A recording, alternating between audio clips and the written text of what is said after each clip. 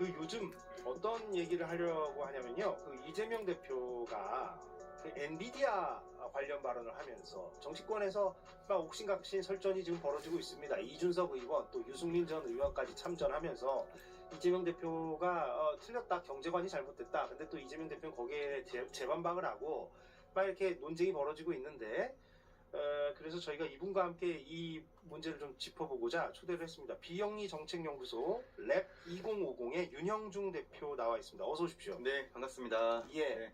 그 어떤 얘기들이 정치권에서 오갔는지 이제 MC 장원이 전달을 해주실 텐데 네. 그 전에 잠깐 하나만 랩 2050은 어떤 데인지 잠깐 소개할 시간을 드리겠습니다. 아, 예. 너무 감사합니다. 네. 저희는 정책연구소고요. 보통 많은 연구소들이 보고서 쓰는데 급급하잖아요. 저는 보고서 쓰고 그 보고서를 정책화하는 데도 관심이 있습니다. 네, 그래서 저희가 많은 이제 공공기관, 뭐 민간 지자체, 그 공공지자체 이런 연구들을 많이 수행을 했었고요. 아, 예. 대표적으로 뭐 기본소득 연구도 많이 해왔었습니다. 아, 그렇군요. 그렇게 이제 외부의 어떤 의뢰를 받아서 네. 정책을 개발하고 연구하는 네. 그런 비영리 정책연구소 랩 2050. 예. 자, 그러면 M장이 네, 깔끔하게 한번 정리해 주십시오. 네, M장 브리핑 엔비디아입니다. 이거는 제가 할 수밖에 없습니다. 그 엔비디아 미국 주식 보유자로서 아, 제가 할 수밖에 없습니다. 갖고 계세요? 네, 오늘 5.5% 떨어졌습니다. 미국 내 이슈로. 네. 아, 트럼프 참 힘듭니다. 이게. 자, 그래서 제가 제 이야기 같기 때문에 아니할 수 없습니다. 자, 시작합니다. 최초로 M장픽에서 경제 이야기 다루는데요. 이재명 민주당 대표의 이 발언이 연일 정치권의 화두가 되고 있습니다. 영상 먼저 보고 오시죠. 네. 앞으로 이 도래할 인공지능 사회에 인공지능으로 인한 엄청난 생산성의 일부를 공공의 영역이 가지고 있으면서 그렇습니다. 국민 모두가 그걸 나누는 시대도 가능하다. 아, 그렇습니다. 발상의 전환이 필요하지 않을까. 그러니까 예를 들면 지금 인공지능에 투자해야 되잖아요. 그 중에 일부를 국민펀드나 아니면 국가가 가지고 있으면서 거기서 생기는 생산성의 일부를 국민 모두가 골고루 나눠 가지면 엔비디아 같은 회사가 하나 새로 생겼다. 그 중에 국민의 지분이 30%다. 네. 그래서 그 70%는 민간이 가지고 30% 국민 모두가 나누면 굳이 세금에 막 그렇게 의존하지 않아도 돼서 네네네. 오지 않을까요? 예. 네. 예. 자, 엔비디아 많은 분들이 어떤 기업인지 잘 아실 겁니다. 미국 AI 반도체 기업이고요. 이 분야의 선두주자입니다. 자, 이재명 대표의 말은 이겁니다. 자, 한국에 엔비디아 같은 회사가 하나 생긴다면 그중 70%는 그 민간이 가지고 자, 30%는 모든 국민이 나누면 굳이 세금에 의존하지 않아도 되는 사회가 오지 않을까라는 이야기입니다. 자, 이 반도체 벨트 중 한 곳인 동탄의 지역구를 둔 이준석 개혁신당 의원이 비판의 선두에 나서고 있습니다. 오늘 국회에서 기자회견을 열고 아, 오늘 기자회견까지 했군요. 네, 법인세도 내지 말자는 이야기냐? 이 정도면 위험한 경제학이다 라면서 이제 비판을 한 건데 의구심이 드는 게 아니 법인세 내지 말자는 얘기는 어디에도 없는데 이 이야기는 이준석 의원이 들고 나왔거든요. 예. 어디서 법인세를 내지 말자는 얘기가 있었는지 일단 의구심이 좀 듭니다. 자, 이재명 대표는 오늘 SNS에 인공지능 관련 기업의 국부펀드와 국민펀드가 공동 투자해서 지분을 확보하고 그 기업이 엔비디아처럼 크게 성공하면 국민의 조세 부담을 경감할 수 있다라고 했더니 국민의힘이 성공한 기업의 지분을 뺏으려는 반기업 행위라고 공격한다 라면서 이준석 의원의 논지도 이런 맥락이었어요. 그런 맥락이었습니다. 그냥 뺏자는 게 아니라 국민 공모주를 만들자는 거였거든요. 그냥 뺏는다는 게 아니라 극우 본색의 거의 문맹 수준의 식견까지 참 걱정된다라고 이재명 대표는 적었습니다. 예. 자, 이준석 의원은 1시간여 뒤에 다시 글을 올립니다. 대왕고래 프로젝트와 뭐가 다르냐? 논쟁적인 주제를 던져놓고 문맹 수준의 식견이다라고 막말하는 게 윤석열과 다를 게 뭐냐라고 또 비난을 했습니다. 예.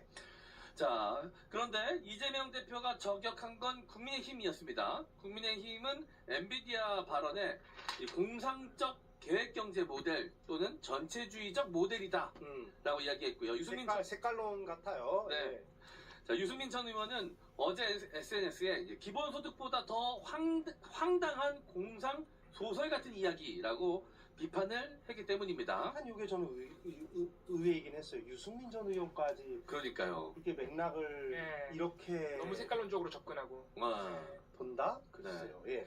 어쨌든 국민의힘의 이 상대로 한 이야기였는데 갑자기 다른 당인 이준석 의원이 왜 끼어들었는지 이 지점도 굉장히 좀 의아한 지점입니다. 아 근데 이준석 의원이 제일 먼저 나서긴 했어요. 음. 그러니까 이준석 의원 입장에서는 네네. 아 국민의힘보다 내가 제일 먼저 그 반박을 했다. 네. 뭐 이렇게 얘기할 것 같기는 합니다. 근데 그 반박이 좀 엉뚱한 방향인 것 같아서 네네. 우리가 준비를 한 거지만 예. 네. 자, 이재명 대표를 비판하는 사람들의 공통점이 있습니다. 이재명은 사회주의식으로 뜯어갈 거야 라는 이미지를 갖고 기반에 두고 이야기를 하고 있는 것 같습니다.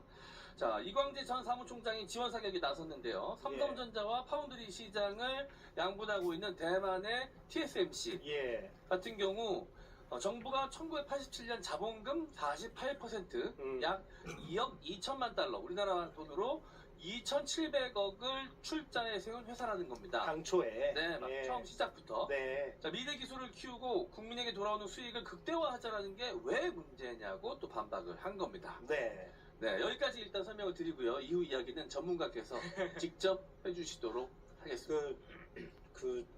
주주니까 네. 중간중간 막 들어오세요. 아, 엔비디아 주주로서. 미국 엔비디아 주주로서. 예. 알겠습니다. 확 들어오십시오. 네. 보면요. 이번 논쟁을 보면 뭐 설명해 주시겠지만 글쎄요. 이재명 대표의 의견에 뭐 동의할 수도 있고 안 할 수도 있는데 아예 범주가 다른 얘기를 하고 있다라는 느낌을 받아서 제가 초대했습니다. 네. 좀 설명을 해주신다면. 아, 네. 저는 뭐 이준석 의원이나 유승민 의원, 전 의원의 반응이 굉장히 좀 이렇게 답답하기보다는 재밌었어요. 재밌었고 어떤 면에서는 약간 고마운 측면도 좀 있었습니다. 왜 왜냐면은 그렇습니까?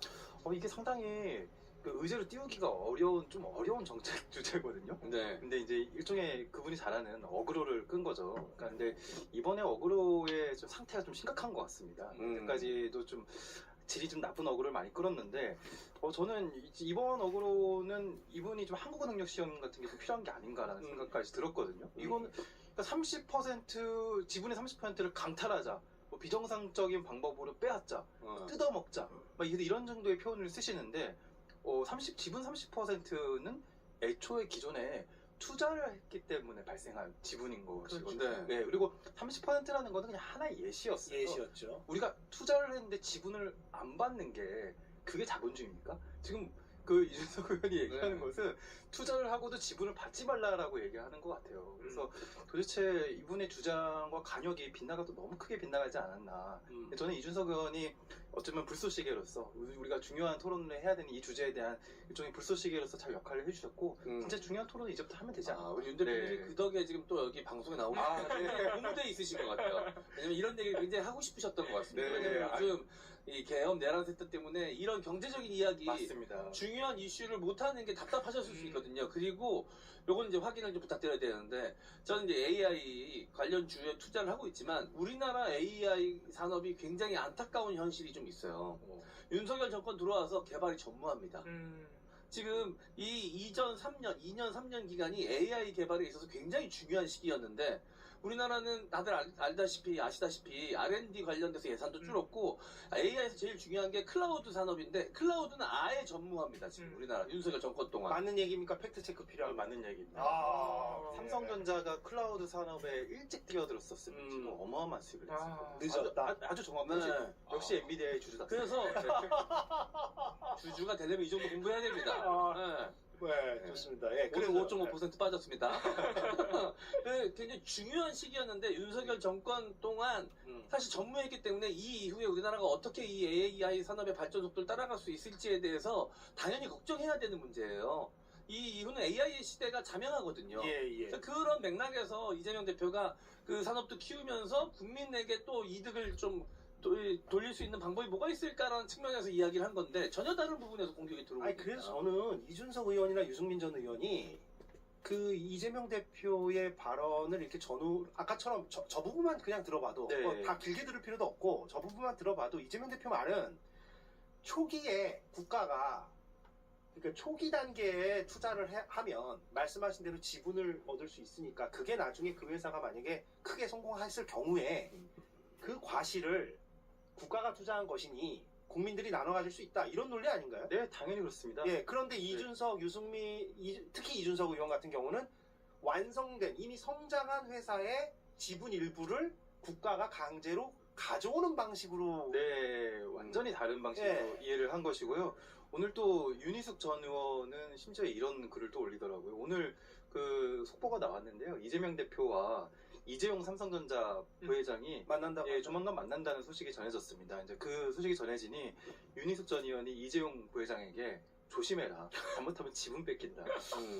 아 이거는 대선 앞두고 일부러 네. 좀 의도성이 있는 과장된 비난들 같은. 아니 어. 그러니까 이준석, 윤희숙 두 분이 이분은 설마 이런 분들이 그렇게까지 그걸 제대로 이해를 못하고 이렇게 쓰셨을까? 의도적인 사실은 부분이 있다. 의심이 듭니다. 음. 네. 의도적인 공격이 의심이 네. 된다. 네. 저도 그래요. 그런 거 사실은. 있죠. 저는 너무- 이 부분은 왜냐면 그 이재명 대표 말이 그렇게 어려운 말이 맞아요. 아니거든요. 어렵지 어려운 말이 않아요. 네. 아니에요. 근데 이제 우리가 별도로 따져볼 부분도 있습니다. 그게 이제 현실화되려면 어떤 조건이 또 필요한가 이건 또 네. 이따가 얘기를 하겠지만 그러면 이준석 의원이 또 오늘 기자회견에서 이런 말을 했다고 합니다. 저희 작가진이 전해줬는데 엔비디아 배당률이 고작 0.033%라고 합니다.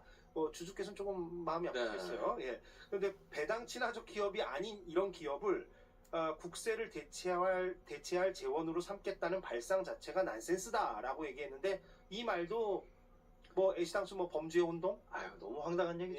예. 지금 아까 안타깝다고 말씀하셨는데 네. 주식을 언제 샀느냐에 따라 다릅니다. 그러니까요. 보통 이런 성장주들은요 배당을 잘 안 하거든요. 당연한 거죠. 지금 성장을 해야 되니까 투자가 어마어마하게 필요합니다. 예. 그렇기 때문에 저배당 그 주인 거를 주주들도 감수합니다. 대신에 뭘 해야 되냐면요. 성장을 해야 되고 주가가 올라야 되는 겁니다. 네. 네, 그건 주주들이 다 충분히 감수할 수 있는 것이고요. 엔비디아의 잠깐만요. 제가 하나만 더 얘기해요. 아, 예, 알겠습니다. 저랑 멘트 경쟁하시면 안 돼요? 아니, 제가 지금 오늘 하고 싶은 얘기가 많은데 아, 네, 알겠습니다. 첫 발언도 너무 늦게 해가지고 너무 기시더라고요 브리핑도. 듣겠습니다, 저. 예, 뒤로 빠져, 마이크 뒤로 빠져. 아예 마이크 꺼주세요. 요까지는 확실히 얘기를 해야겠는데요. 나는 너무 네. 좋은데, 대표님? 네. 다시 뵙고 싶어. 뭐가 약간 우리 코드인 것 같아요. 나 너무 좋은데, 인상도 좋고 싶어. 네. 일단 초기 투자자가 예. 자기의 투자금을 회수할 수 있는 방법은 정말 많습니다. 예. 100가지가 넘거든요. 예를 들면은 뭐 1차 라운드에 들어갔던 사람들은 2차 라운드에 투자하는 사람들에게 구주를 매각하는 방식도 있고요. 시세 예. 차익을 노리고. 예, M&A가 이루어지거나 뭐 큰 딜이 이루어지면 그때 매각하는 방법도 있고요. 아니면 상장이 되면 그때 그 장에서 파는 방법도 있고요. 그렇죠. 다양한 방법들이 있습니다. 그리고 오히려 이렇게 주가가 오른 다음에 파는 방법도 있죠. 그러니까 배당 하나로만 그 투자금을 회수할 수 있다? 이건 자본식, 이게 주식 투자자로서 어떻게 생각하십니까? 발언 기회 드리겠습니다. 투자 감사합니다. 예. 감사드립니다. 아, 투자자가 배당으로만 회수합니까? 네. 저는 배당금을 바라고 엔비디아 주식에 들어가지 그렇죠. 않았습니다. 그렇죠. 성장을 보고 들어갔죠. 그렇죠. 누가 엔비디아에 주식 들어가는 사람 중에 배당금 보고 들어가는 사람이 누가 있습니까? 어떤 포인트인지 알겠어요. 진짜 바보 같은 소리입니다. 바보 같은 소리. 나중에 많이 뛰면 팔아야지 보통 이 네. 생각으로 들어가죠. 네. 대표님 흡족하십니까 제작비? 네. 거기에 한 가지만 더 제가 덧붙이면요. 아, 젠슨왕이요. 그러니까 젠슨왕 대표적 예, 엔비디아의 창업주이자 대표이자 예. 최대주주죠. 예, 젠슨왕이 작년에 자신의 엔비디아 지분을 얼마만큼 판 줄 아십니까? 예, 무려 1조 원어치 땄어요. 1조 원어치요? 예. 그럼 배당 성향이 이렇게 낮은데 젠슨왕은 도대체 어떻게 투자금을 회수합니까? 투자금이라는 게 본인이 그동안 갈아넣은 것들인 거잖아요. 예. 다 회수할 수 있는 방법이 있습니다. 예. 사실 국민연금도 그런 식으로 뭐 투자해서 그럼요. 예, 남기는 거잖아요. 작년에 상당한 수익률 냈습니다. 상당히 아, 수익률을 예.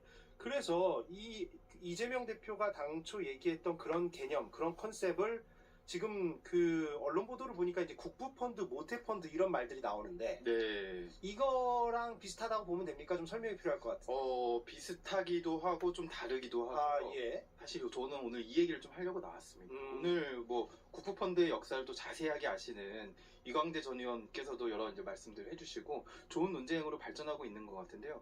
근데 그것을 넘어선 정책들이 지금 필요한 되게 긴급한 시점이기 때문에 그렇거든요. 근데 방금 이제 질문 주셨으니까 국부펀드와 모태펀드에 대한 설명부터 간단히 드리면요. 국부펀드는 말 그대로 정부가 운영하는 펀드입니다. 국부를 창출하기 위한 펀드. 우리도 지금 있습니까? 우리는 KIC라고 한국투자공사에서 운영하고 있는 국부펀드가 있습니다. 예. 네. 그 국부펀드 뭐 대표적인 국부펀드로는 싱가포르 투자청이라든지 노르웨이 투자청 어마어마한 그 기금 운용 규모를 자랑하고 있거든요. 특히 노르웨이 경우에는 석유에서 나온 재원들을 상당 부분 그 이제 재원으로 삼습니다. 국부펀드로. 네. 그래서 뭐 국부펀드를 운영하는 여러 가지 목적이 있습니다. 뭐 예를 들면은 뭐 경제 발전을 위한 재원이라든지 미래 세대를 위한 재원이라든지 아니면 여러 경제 변동성을 완화하기 위한 목적이라든지 뭐 여러 목적들이 있는데요. 근데 이런 목적들 다 필요 없고 그냥 단 한 가지만 기억하시면 됩니다. 네. 우리가 이제 이 신자유주의 시대의 자본주의 사회에서는요, 아무리 노동해서 일하는 것보다 이렇게 투자하시잖아요. 네. 네. 돈이 일하게 해야 되는 겁니다. 예. 그 돈이 일하게 하는 주체로서 이 개인들도 이렇게 하는데 정부로서 빠지면 되겠습니까?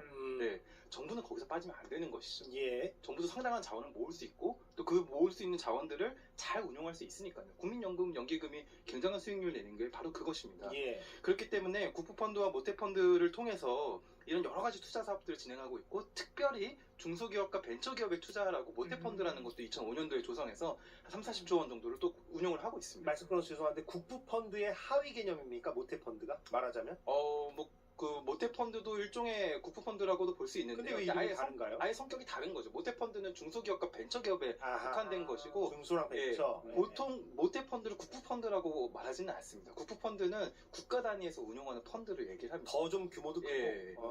예. 근데 모태펀드는 좀 특화돼 있다. 그렇습니다. 아하, 예, 예. 공공 근데 개념은 비슷하네요, 어차피. 예. 공공이 운용하는 펀드라는 정도의 성격은 비슷합니다. 아, 네.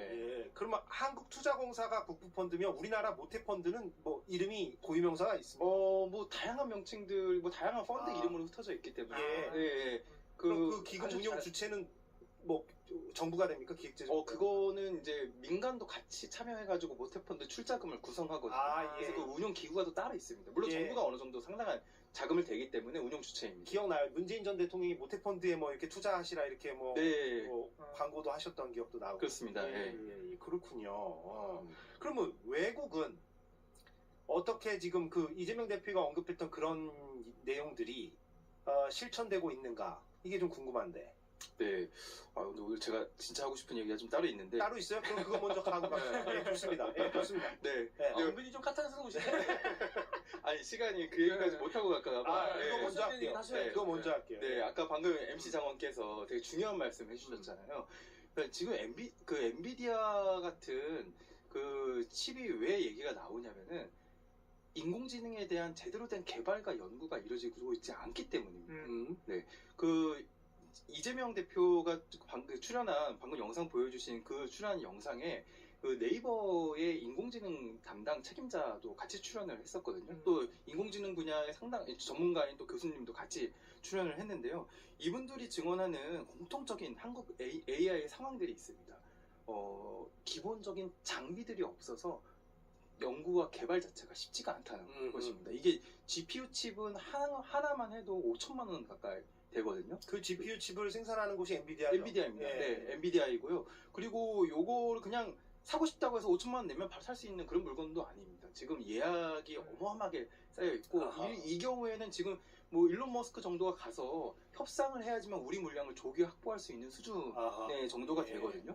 그러니까 한국이 우리 인터넷 서비스가 우리가 인터넷 시대를 맞이하고 나서 많은 나라들이 인터넷 주권을 뺏겨버렸거든요. 근데 한국은 상당히 성공적으로 많은 인터넷 서비스들이 국산 인터넷 서비스들이 살아남았습니다. 근데 과연 인공지능 시대에 그게 가능할 것인가? 그리고 우리도 인공지능 서비스를 상당한 수준의 서비스를 내놓을 수 있을 것인가에 대해서는 아직 굉장히 불투명한 예. 상황이고 한국의 굉장히 잘 나가는 인터넷 기업들도 거기에 대한 준비가 너무 안 되어 있다는 것입니다. 그렇다면 이제는 정부가 나서서 GPU 칩도 확보하고 인재 양성에도 신경 쓰고 어떤 개발 프로젝트들도 직접 이끌어 나가고 하는 특단의 대책이 필요한 약간 그런 상황이거든요. 예. 지금 2, 3년이 그런 상황인데 지금 우리가 다 그냥 이상하게 시간을 보내버려요. 예. 그래서 약간 지금이 굉장히 중요한 시점이고 이걸 전에 하지 않았던 여러 의사결정도 한번 검토해봐야 되는 그런 타이밍이기 때문에 일단 이런 발언들이 나온 것입니다. 그러면 지금 말씀해 주신 게 가장 하고 싶은 말씀이셨다면 바로 그러하기에 국부펀드 같은 게 가동될 필요가 있다라고 연결 지을 수 있습니까? 그렇습니다. 근데 아. 국부펀드의 지금까지의 운용 방식은 지금 제가 얘기했었던 프로젝트와는 조금 다릅니다. 예를 들면은 국부펀드는 말 그대로 재무적 투자자거든요. 재무적 투자자라고 하면 그냥 단기적인 수익. 물론 예. 국부펀드는 그것보다는 장기적인 수익을 추구하지만 그래도 간접적인 금융투자 방식으로의 수익을 얻는 것입니다. 하지만 국민연금처럼. 예, 그렇죠. 네. 그렇지만 지금은 우리가 그 필요로 하는 사업들은 이렇게 생각하시면 될 것 같아요. 우리가 개발 시대 때, 박정희 시대 때와 DJ 시대 때 굉장히 정부 주도로 나서서 기술을 개발하고 막 그런 적이 있었거든요. 그 산업 정책이죠. 예, 다. 예. 대표적인 것이 우리의 휴대폰 3세대 통신망 CDMA 이런 기술들이거든요. 근데 이런 기술들은 정부가 기업들 몇 개 기업들 딱 모아가지고 컨소시엄 딱 구성한 다음에 돈은 우리가 더 많이 낼 테니까 기업들도 조금 들어와 해가지고 그냥 몇 달 며칠을 막 밤새 가면서 연구해가지고 개발했잖아요. 세계 최초의 기술이다 개발하고 나서 그 기술 다 민간 같이 참여한 컨소시엄 기업들한테 다 나눠줬어요. 그래서 사실 삼성전자, LG전자 기업들 다 지금 그런 기업들이 그 기술 이전받아서 지금의 기업들이 생긴 것이거든요. 그게 이제 그 김대중 전 그렇죠. 때. 개발 시대에 우리가 했었던 어떻게 보면은 산업 전략인데요. 네, 예. 지금 어쩌면 그런 게 필요하다. 그런 게 필요한 시점이 아닌가 싶어요. AI와 예, 관련해서. 근데 그때처럼 그냥 그 투자해주고 아무 회수도 안 할 것이냐. 그거에 대한 원칙도 한번 다시 생각해 볼 필요가 있다는 것이죠. 여기에 대해서는 제가 뭐 상당히 참고했었던 이 지점. 예. 예, 마리아나 마추카토 교수가 그 이런 정부의 굉장히 혁신 산업에 있어서 정부의 선투자가 굉장히 중요한데 그렇게 선투자했을 경우에 정부도 그 수익을 같이 쉐어를 해야 된다라는 또 얘기를 하거든요. 그럼 김대중 정부 때 했다는 방금 전 그 기술은 정부가 회수한 부분이 사실상 없었다. 아니 뭐 아예 없지는 않지만요. 예. 근데 실제로 글쎄 기업이 뭐 잘 되면 기업의 법인세로 걷겠다 약간 이런 측면도 아하, 예. 어차피 예. 법인세 거드니까. 예. 예. 또 우리나라가 그때 워낙 수입을 많이 했으니까요. 모토로라 단말기가 대부분이었고 예. 그전에는 뭐 전화 교환기 같은 대대적인 그 장비들 다 독일이나 미국에서 수입해왔거든요. 예. 수입 대체 효과, 외환을 아끼는 효과도 있었기 때문에 예. 그 정도는 만족했었습니다. 그런데 더 적극적으로 생각해 보면 초기에 그렇게 투자도 하고 강력하게 정책 드라이브를 거니까 국가가 그 정부가 결국에는 그 수익도 어느 정도 가져올 수 있는 게 아니냐. 그럼요. 예. 그러면 그것이 아까 이재명 대표가 얘기했던 그런 문제의식하고도 상통하고 결국엔 뭐 국민들의 몫으로 되는 거니까. 그거를 예. 초기에 설계할 때부터 같이 논의해보자라. 음. 배분 구조나 수익 구조를 어떤 식으로 나중에 활용할 것인가. 음. 그것까지도 예를 들면은 지금 테슬라도 미국 에너지부에 상당한 그 보증 대출을 받았거든요. 아하. 보증 대출을 갚지 못할 경우에는 이제 지분으로 전환하는 조건들이 있었는데 마추카토 교수는 그런 것들도 처음부터 지분으로 좀 받았어야 되는 거 아니냐 이런 얘기들을 하고 있어요. 예. 그럼 외국은 이미 그런 형태로 하고 있다. 아직 그런 형태로 그 지금 전례 없는 상황이고 사실 그런 예. 형태의 개발 사업을 하는 것 자체가 네. 그 이제 저개발국이나 추격 국가들이 하는 방식이었거든요. 아니 물론 적극적 산업 정책이라는 게 그렇죠. 뭐. 예, 근데 지금은 이제 선진국들이 적극적 산업 정책을 나서서 하는 형국이니까요. 예. 새로운 룰과 판이 만들어지고 있는 그런 상황인 거예요. 우리가 선도적으로 할 필요가 있다. 그렇습니다. 예. 이 말씀을 오늘 좀 하고 싶다는 네. 말씀. 아니 그리고 예, 또 있어요. 예. 미국이나 중국 같은 경우는요, 정부가 이렇게까지 특히 미국은 정부가 이렇게까지 나서서 할 필요가 없습니다. 워낙 잘 나가니까. 예, 이미 민간의 자금이 넘쳐 흐르고요. 예. 그런 상황에서도 트럼프가 스타게이트니 뭐니 해가지고 돈 때려먹고 있는 겁니다. 네. 근데 우리는 어떻게 보면 추격자 입장이니까 AI와 관련해서는 대표님 저 말 좀 해도 될까요? 네. 너무 오래 조용히 있을 때 단내가 좀 나가지고. 네. 뭐 말씀해주신 내용이지만 제가 딱 그 대학교 입학하던 시절 그때거든요. 김대중 정부에서 주도적으로 이제 IT 산업 관련해서 벤처 투자가 어마어마하게 이루어지던 예. 그 시절이 있었어요. 물론 거기에도 명감이 있긴 했지만 그 시절 그 투자로 인해서 우리가 대스마트폰 시대에 살아남을 수 있었습니다. 네. 그때 그 투자가 밑거름이 됐던 거였거든요. 그리고 그게 주요했던 이유는 빨리 했기 때문이었어요. 맞습니다. 네. 근데 지금 좀 이미 좀 늦은 감이 있거든요. 예. 그러니까 빠르게 지금 해야 되고 이런 화두를 던진 정치인이 없었단 말이죠. 그 댓글에 그 윤영중 대표 고정을 해달라고. EKQ님이. 그러면 제가 아이- 제일 위협감을 좀 드립니다. 같이 나오는 거지. 바로 이렇게 많이 드릴게요. 그렇다면 제가 결정할 수 있는 겁니다. 경제 코너로 하면 재밌을 것 같은데요. 다인이님은 오늘 패널 좋다. 그리고 인강님은 이런 방송하라고 KBS 만든 거 아닌가라고 또 예, 제 고향을 또 살짝 이렇게 디스를 주셨는데 예 그리고 이건 뭡니까? 근데 이거 이분- 안 읽을게요. 이거는 MC장은 또 놀리는 글이 네. 하나 있는데. 예. 대표님 긴장하셔야겠는데요? 제가 긴장을 해야 되나? 이 대표님 MC 장원이랑 캐릭터가 좀 겹친다고. 이분은 경제 전문가십니까? 저는 아니고요. 진중한 캐릭터들. 그러면 제가 이해가 됐고요. 네.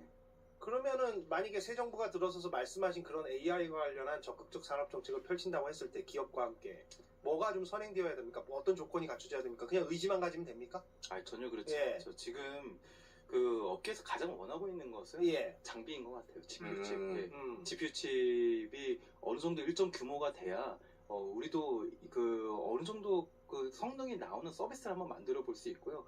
한국은 지금 LLM 모델로 있어서 그 LLM이라는 거는 이제 그 일반 인공지능, 그 예를 들면은 뭐 챗GPT 같은 서비스를 미국과 다이다이로 떠가지고 막 이기는 쉽지는 않잖아요. 예. 하지만 우리가 잘할 수 있는 여러 가지 세부적인 영역들은 있습니다. 이제 앞으로 인공지능이 각 영역으로 침투에 들어갈 때 세분화된다. 네, 세분화되고 그리고 여전히 아날로그로 된 많은 문헌들이 있거든요. 인공지능이 굉장히 중요한 거는 또 학습 데이터인데 학습 데이터가 미국이 확보하지 못하고 있는 빅테크들이 확보하지 못하고 있는 그런 학습자들도 우리나 아니면 제3세계에 많이 있습니다. 그래서 이런 부분들로 우리의 특화된 사업 영역들을 잘 만들어 가야 앞으로의 시대에도 우리의 어느 정도 먹거리가 생길 수 있거든요. 이런 시도를 해볼 수 있어야 되는데 지금은 약간 그런 시도조차 해보기가 좀 어려운 상황입니다. 근데 GPU가 지금 그렇게 주문이 밀려 있다는데 그러니까. 어떻게 가져옵니까? 제가 이거 너무 단순한 질문이다 그러니까 아마 죄송합니다만. 정부가 나서야 된다는 얘기 발사 질문 아니고 진짜 어려운 질문이고요. 예. 예. 이 개별 기업 차원에서 접근하기도 굉장히 어려운 사안일 뿐더러 물론 GPU를 우리가 어느 정도 사겠다라는 의사결정도 뭐 권력자 한 사람이 정할 수 있는 문제가 아니거든요. 그래서 같이 결정을 해야 되고 이런 게 정말 필요하다는 공감대가 생기면 그때는 이제 정부가 나서서 한번 협상을 해볼 수 있는 거죠. 엔비디아 주주가 좀 한마디 해주면 안 됩니까? GPU, 제가요. GPU 한 개만 좀 넘겨달라고. 엔비디아뿐만 아니라 이 GPU 칩을 또 앞으로 생산하려고 하는 여러 기업들이 있거든요. 국내 네. 기업도 있습니까? 국내는 국내는 아직 멀었어요? 국내 제가 좀 잘 몰라가지고. 예. 우리는 이제 프로세서라고 비메모리 반도체 중에 프로세서를 만들고 있는 대표적인 회사가 삼성전자죠. 이 모바일에 들어가는 프로세서를 예. 만들고 있는데 GPU 그래픽 그 처리 장치는 국내에서 잘 보이진 않는 것 같습니다. 우리가 GPU 너무 많이 얘기해서 GPU가 뭔지 짧게만 또 모르시는 분들도 있으니까 네. GPU가 도대체 뭐냐? 그러니까 일종의 칩인데 네, 예, 그게 왜 필요하냐? 계산. 예. 아주 단순하게 얘기하면요, 계산하는 그냥 그 칩입니다. 음. 그러니까 우리가 그 반도체라 그러면은 비메모리 반도체랑 메모리 반도체로 구분을 하는데 비메모리 반도체 중에서 가장 이제 중요한 것이 계산을 하는 칩이거든요. 이게 컴퓨터에서는 CPU, 중앙 처리 장치라고 CPU. 불렀고요. 그리고 중앙 처리 장치만으로는 그래픽 화질이 깨끗하게 안 나오기 때문에 예. 거기에 이제 마더보드에 딱 꼽는 옛날에 이제 컴퓨터 조립해 본 사람들은 아는 그런 마더보드에 딱 꼽는 GPU라고 있었습니다. 그게 그래픽 처리 장치인데요. CPU랑 차이는 뭐 계산을 CPU는 좀 복합적인 계산을 그 잘하는 반면에 GPU는 단순한 계산들을 굉장히 병렬적으로 잘합니다. 그래서 훨씬 속도가 빠르거든요. 근데 인공지능 시대에는 단순한 계산을 병렬적으로 잘하는 게 훨씬 더 중요해졌기 때문에 GPU가 그렇습니까? 인공지능의 가장 핵심적인 칩이 된 것입니다. 단박에 느낀 인공지능은 훨씬 더 복합적인 사고를 해야 될 것 같다는 생각이 드는데 오히려 단순하고 빠르고 병렬적인 사고를 해야 됩니까? 인공지능은요. 예. 이게 사실은 인공지능이 뭔가 지능을 갖고 우리랑 대화하는 것처럼 보이지만 확률 모델이거든요. 우리가 어떤 말을 딱 던졌을 때 그 말에 가장 적절한 그 문장들을 확률적으로 구성하는 그런 모델입니다. 그렇기 때문에 무조건 많이 돌리는 게 중요합니다. 네. 예. 오늘 많이 배웠네요. 그러니까요. 저분이 좀 생각보다 많이 몰라요. 문과, 문과. 네. 문송. 그러니까 주식을 사야 돼요. 그래야 공부를 합니다. 이미 제가 지금 질문한 거 다 알고 있었습니까, 임장은? 설명 해주셔가지고 뭐. 안 그랬으면 제가 들어갈 뻔했죠. 오히려 제가 들어가서 설명을 할 뻔했다. 그 굉장히 날카로웠던 질문이었던 게 눈빛이 흔들리시다. 예, 시간이 거의 다 돼서. 근데 세 분 그래도 조금 남았으니까 혹시 못다 하신 말이 있다면 오늘 주제와 관련해서 한 말씀 해주시면 오늘 뭐 원래는 상속세 얘기도 세금 부좀 얘기하려고 그러다가 시간이 지금 거의 다 흘러가지고 이건 다음 기회로 좀 미뤄야 될 것 같아요. 네네. 근데 뭐 저는 뭐 하고 싶은 얘기가 대표님 좀 남겨두고 가셔야 또 부릅니다. 네네. 조만간 모실게요. 세금도 할 얘기가 진짜 많습니다. 그러니까 이거는 지금 시간이 나서 못할 것 같아서 네. 제가 일부러 거기까지는 안 들어갔고요. 그렇습니다. 네. 일부러 다루지 않겠습니다. 오늘 주제 관련돼서 혹시 뭐 덧붙일 말씀이 있다거나 하시면 아. 이런 논쟁이 갑자기 이렇게 정치권에서 툭 튀어나왔는데 사실 이재명 대표도 굉장히 격앙됐어요. 좀 보니까. 왜 이렇게 못 알아듣냐? 왜 못 알아듣냐. 네. 뭐 문해력 얘기를 했나요? 아무튼 뭐 그런 얘기까지 지금 하면서 지금 공방이 튀고 있는데 저는 이런 그 얘기를 마지막으로 좀 드리고 싶어요. 우리가 그 스마트폰 나름 강국이고 삼성전자가 안드로이드 생태계에서는 1위 사업자가 됐잖아요. 원래 휴대폰 시장에서 한 4위나 5위 정도 되는 사업자였거든요.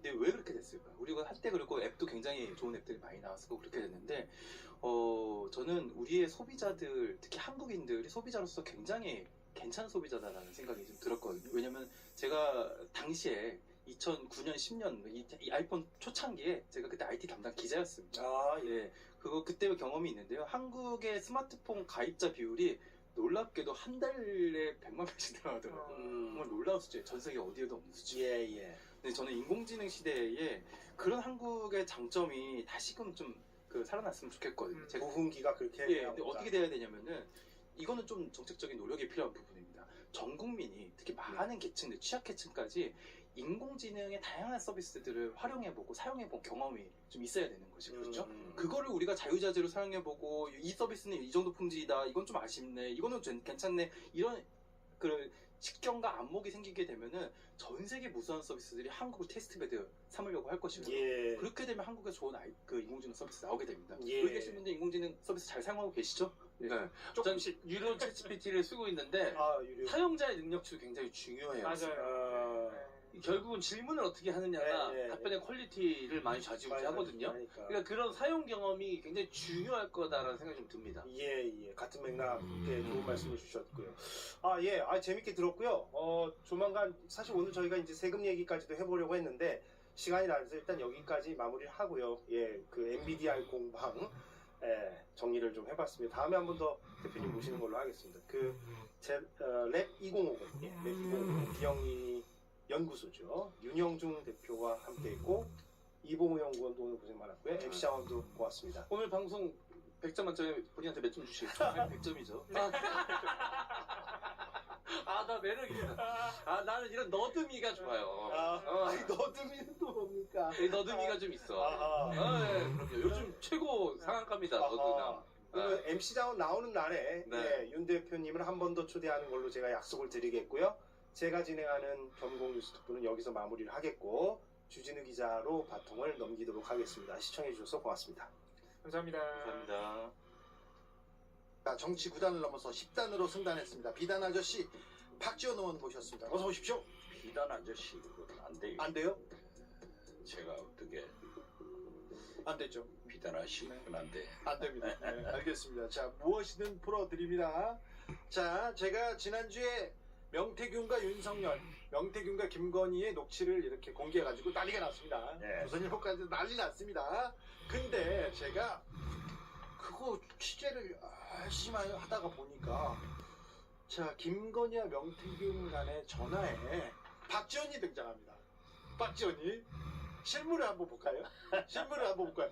야, 박지원이 움직이는데 이거 어떻게 하지? 박지원을 견제해야 된다 얘기합니다. 자, 첫 번째 이 문자는요, 카톡 영상입니다. 김건희와 명태균의 카톡 영상인데 고발 사주가 나옵니다. 윤석열 검찰 고발 사주. 고발 그렇죠. 사주라는 것은 윤석열 김건희 사건을 야, 고발해줘.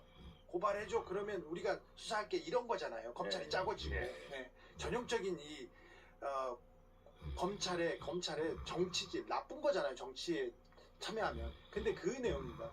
자, 이준석이 저렇게 문제 안 될 것, 이렇게 쉴드를 칩니다. 이 문자는 명태균이 김건희한테 보낸 겁니다. 첫 번째 문자는 그렇고요. 두 번째 문자 볼까요?